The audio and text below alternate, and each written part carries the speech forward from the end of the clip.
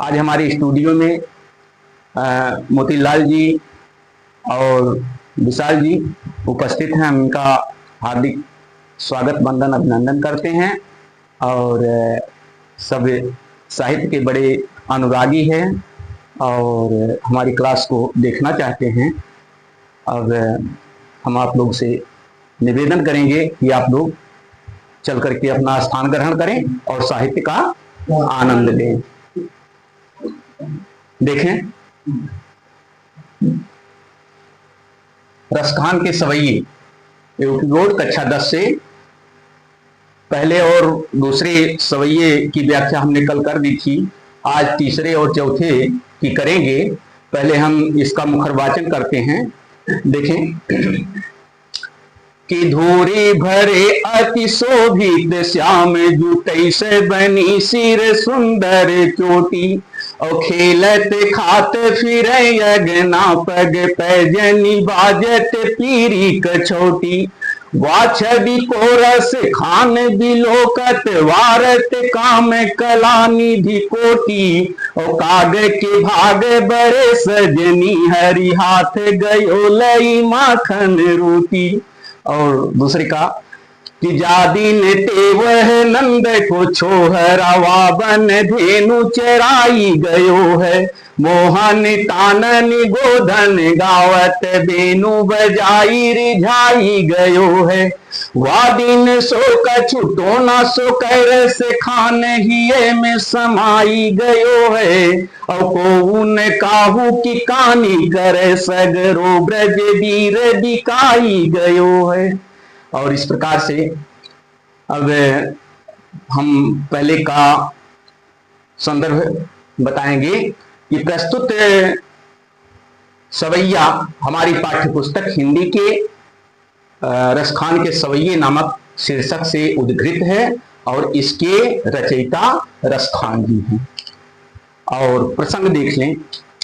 प्रस्तुत सवैया में प्रसंग ये बनेगा कि श्री कृष्ण धूल से सने हुए हैं और उनकी सुंदरता का बड़ा ही मनोहारी बाल स्वरूप सुंदरता का बड़ा ही मनोहारी चित्र खींचा गया है। अब हम व्याख्या करते हैं कि धूरी भरे अति शोभित श्याम जी।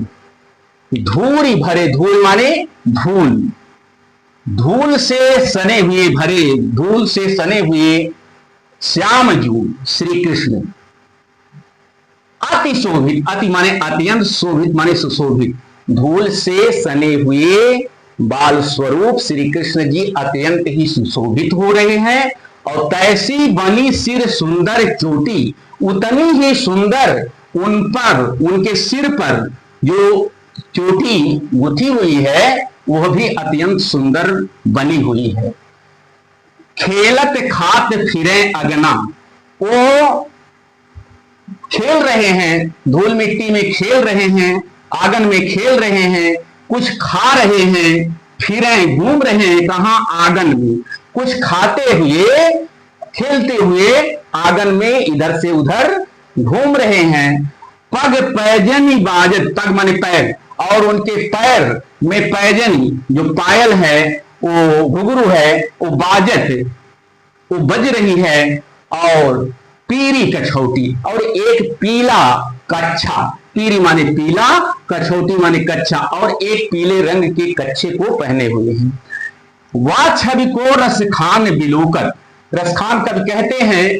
वह छवि, उस छवि, छवि माने सुंदरता, उस सुंदरता को देख करके, बिलोकत माने देख करके, वारत काम कला निधि कोटि, काम कला निधि कोटि, वारत काम, काम माने कामदेव, कामदेव अपनी कला की निधियों को, संपूर्ण कलाओं को, करोड़ों कलाओं को उन पर, किन पर? श्री कृष्ण पर क्या कर रहा है? वारत माने न्यौछावर कर रहा है।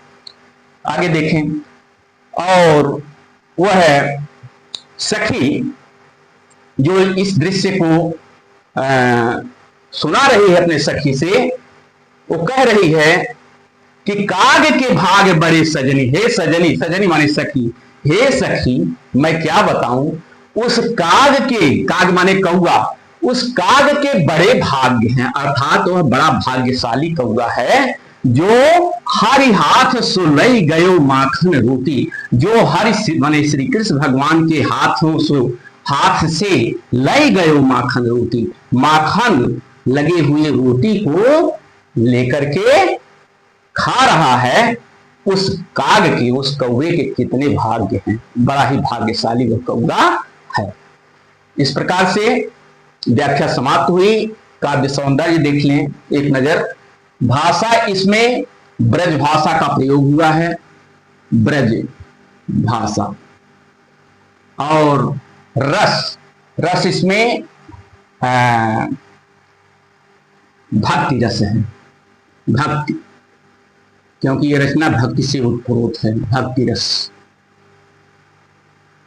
और छंद, ये छंद सवैया है,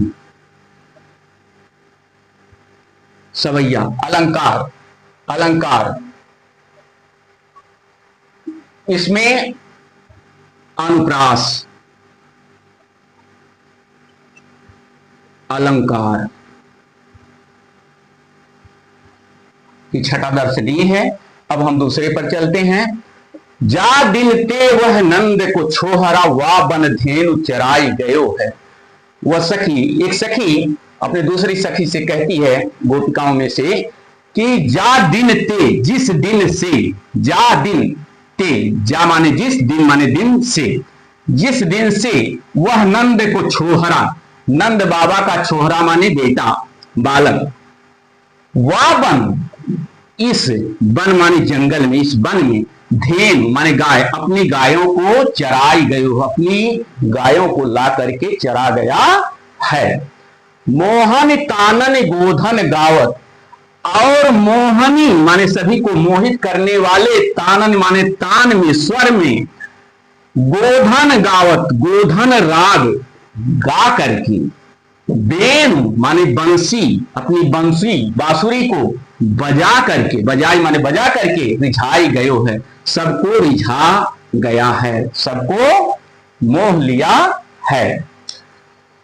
वा दिन सो कछु टोना सो कै रस खान हियों में समाई गयो है। उसी दिन से सब उसके बस में हो गए हैं। वा दिन सो कछु टोना सो, उसी दिन, वा दिन सो, उसी दिन से,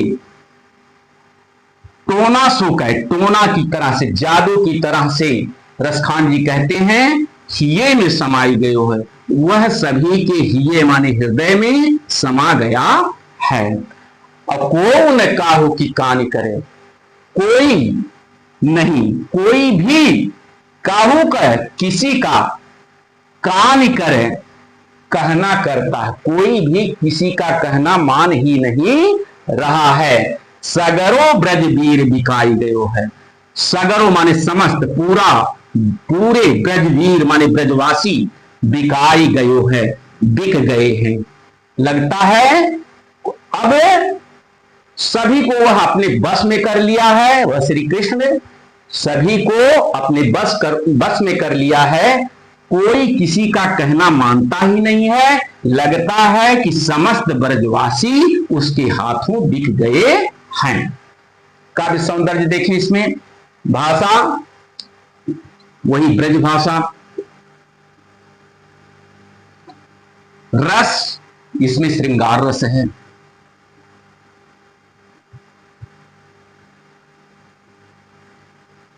छंद वही सवैया छंद। अलंकार, इसमें भी अनुप्रास अलंकार है, अनुप्रास अलंकार। इस प्रकार आज की क्लास समाप्त हुई। धन्यवाद।